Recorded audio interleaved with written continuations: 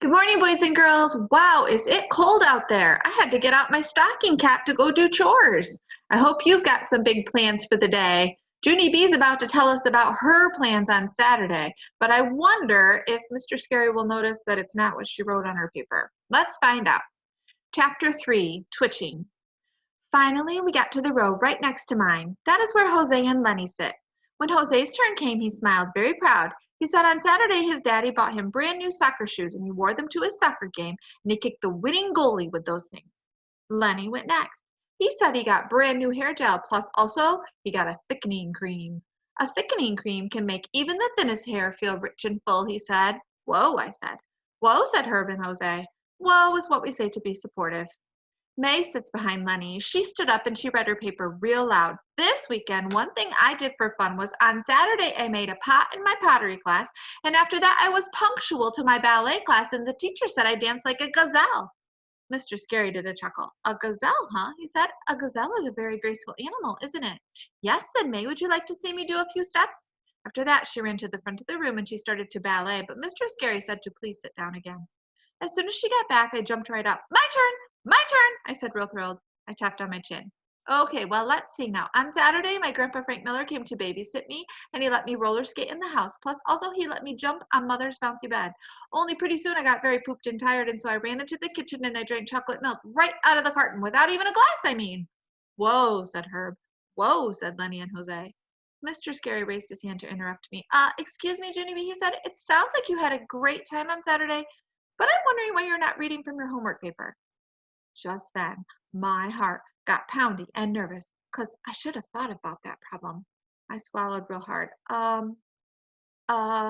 Well, let's see, I said kind of quiet. Why aren't I reading? Mr. Scary smiled. It's all right, he said. You can start over. Just take out your paper and read us what you wrote. After that, I stood there very frozen and I couldn't even move. Mr. Scary crossed his arms at me. You do have a homework paper, don't you, Junie B? He asked next. I stood there a little while longer. Then finally I reached into my desk and I pulled out the homework I copied from May. I waved it in the air kind of weakish. Here it is, I said. Here's my homework paper. See it? It's right here. Mr. Scary nodded. Yes, good. Now could you read it to us, please? He asked. I took a deep breath. Then I looked down at my paper and I read it silently to just myself. Okay, done, I said. After that, I quick sat down and I stuffed the paper back into my desk. Mr. Scary came back to where I sit. He said, could he please see my paper? I felt shaky and sickish inside. Very slow, I took out my paper again and I handed it over. After he read it, he shook his head. Then he took my hand and he walked me into the hall. It seems that you and May had very similar weekends, doesn't it, Junie B said. I did a gulp. Yes, I said, it does. Mr. Scary read my paper once more. So, you take a pottery class, do you? He said.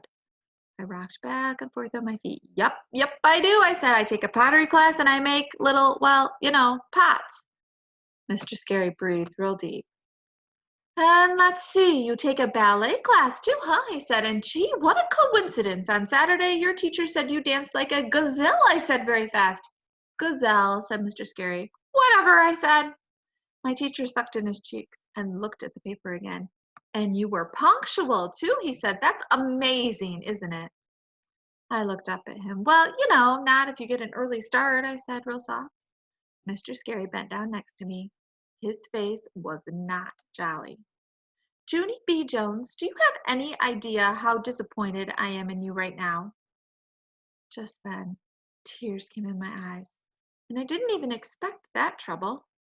I quick hanged my head so we couldn't see. Sorry, I said. Sorry you're disappointed.